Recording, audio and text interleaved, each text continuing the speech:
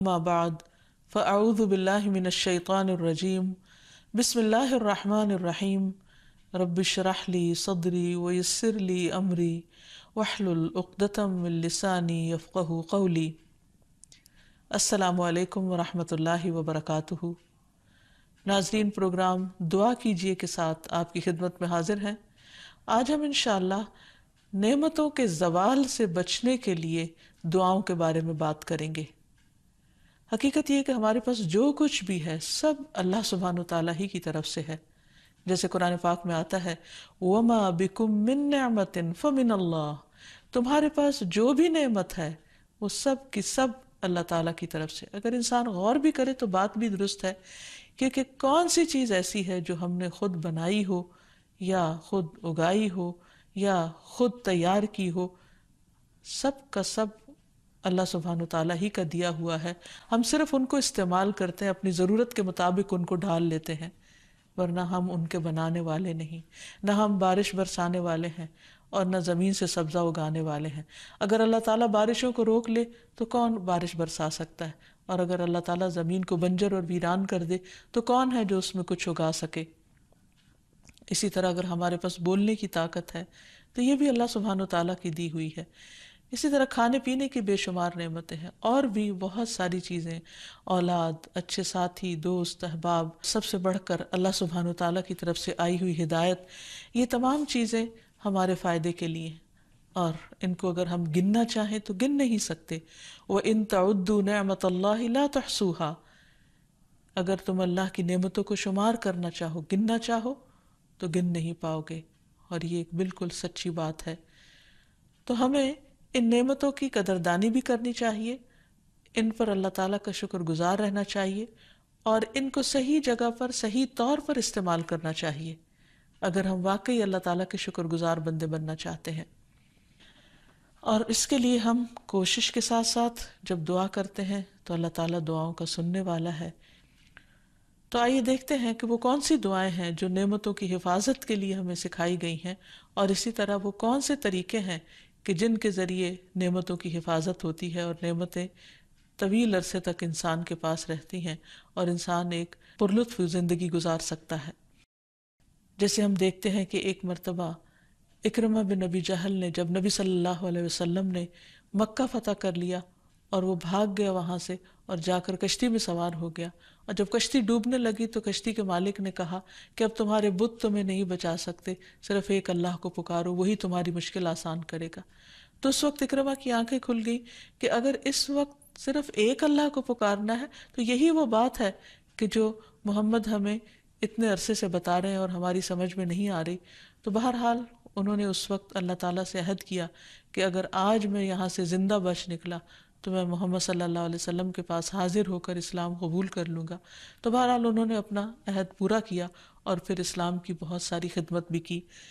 تو اس میں ہم دیکھتے ہیں کہ انہوں نے ایک مرتبہ سچے دل سے اللہ تعالیٰ کو پکارا تھا اور ان کی پکار سن لی گئی، دعا قبول ہو گئی، اور ایک بہت بڑے طوفان سے وہ بچ نکلے۔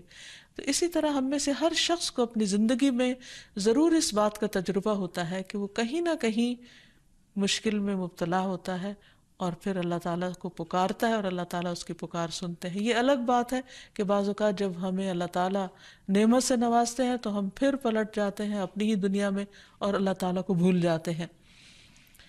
تو اللہ تعالیٰ کو بھولنے کی بجائے اس کا ذکر اور اس کا شکر ادا کرتے رہنا چاہیے، اور خصوصاً جب ہم دعا کر رہے ہوں تو ساتھ ساتھ اللہ تعالیٰ کی تعریف بھی کرتے جائیں۔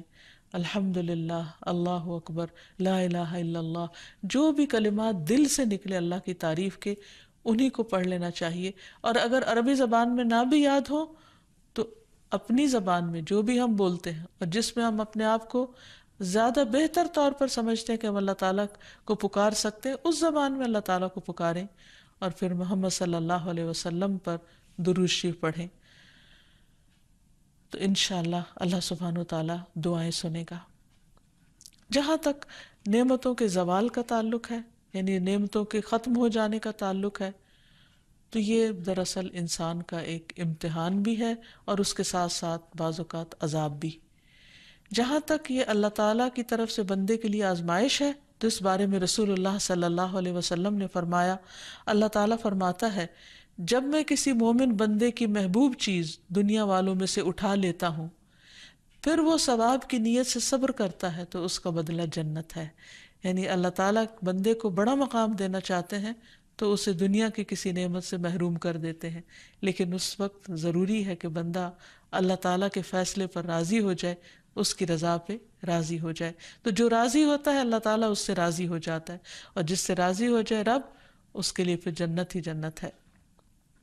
پھر اسی طرح یہ ہے کہ بعض اوقات انسان کو ملنے والی نعمتیں جب لے لی جاتی ہیں تو وہ اس کے گناہوں کا کفارہ بن جاتی ہیں، کیونکہ بعض اوقات ہم اللہ تعالیٰ کی نعمتیں پا کر وہ شکر ادا نہیں کر رہے ہوتے یا اطاعت نہیں کر رہے ہوتے، تو اللہ تعالیٰ پھر وہ نعمت واپس لے لیتا ہے تاکہ بندہ ہوش میں آئے اور اللہ تعالیٰ کی عبادت کی طرف راغب ہو جس کے لیے اللہ تعالیٰ نے انسان کو پیدا کیا ہے.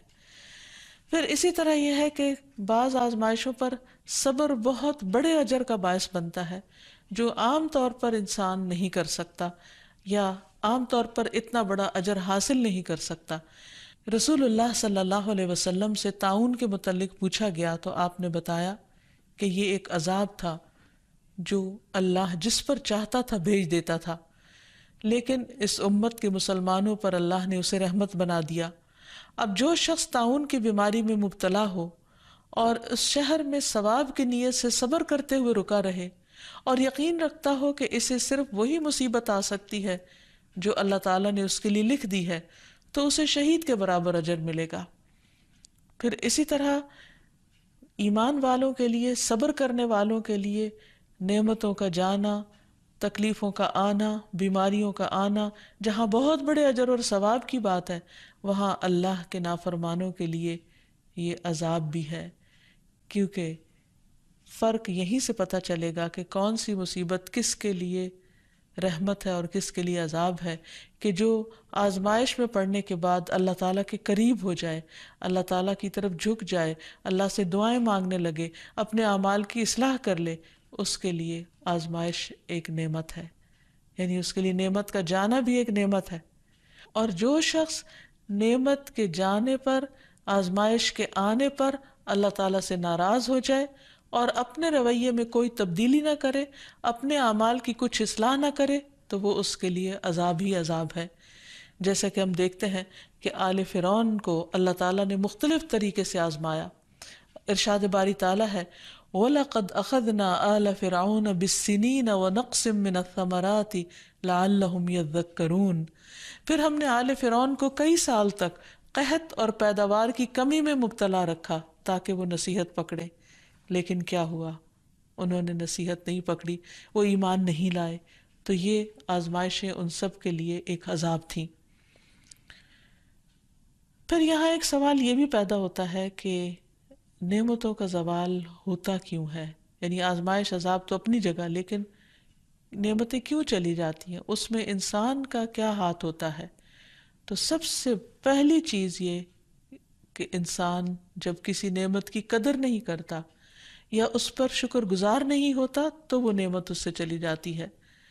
قرآن مجید میں اللہ تعالیٰ فرماتے ہیں أَلَمْ تَرَ إِلَى الَّذِينَ بَدَّلُوا نِعْمَةَ اللَّهِ كُفْرًا وَأَحَلُّوا قَوْمَهُمْ دَارَ الْبَوَارِ. کیا تو نے ان لوگوں کی طرف نہیں دیکھا جنہوں نے اللہ کی نعمت کو ناشکری سے بدل دیا اور اپنی قوم کو ہلاکت کے گھر میں لا اتارا؟ یعنی جب کوئی قوم ناشکری کرتی ہے تو اس سے نعمتوں کا زوال ہو جاتا ہے. ایک اور جگہ پر بھی آتا ہے وَضَرَبَ اللَّهُ مَثَلًا قَرْيَةً كَانَتْ آمِنَةً مُطْمَئِنَّةً يَأْتِيهَا رِزْقُهَا رَغَدًا مِّن كُلِّ مَكَانٍ فَكَفَرَتْ بِأَنْعُمِ اللَّهِ فَأَذَاقَهَا اللَّهُ لِبَاسَ الْجُوعِ وَالْخَوْفِ بِمَا كَانُوا يَصْنَعُونَ. اور اللہ نے ایک بستی کی مثال بیان کی جو اطمینان والی تھی، اس کے پاس اس کا رزق کھلا ہر جگہ سے آتا تھا، تو اس نے اللہ کی نعمتوں کی ناشکری کی تو اللہ نے اسے بھوک اور خوف کا لباس پہنا دیا اس کے بدلے جو وہ کیا کرتے تھے. پھر اسی طرح غرور اور تکبر نعمتوں کے زوال کا سبب بنتا ہے. اور تکبر کہتے ہیں حق بات کا انکار کرنا، اپنے آپ کو بڑی چیز سمجھنا اور صحیح بات کو نہ ماننا. ایک شخص نبی صلی اللہ علیہ وسلم کی موجودگی میں بائیں ہاتھ سے کھانا کھا رہا تھا، تو آپ نے اس کو منع کیا اور کہا کہ دائیں ہاتھ سے کھاؤ، تو اس نے کہا میں دائیں سے نہیں کھا سکتا۔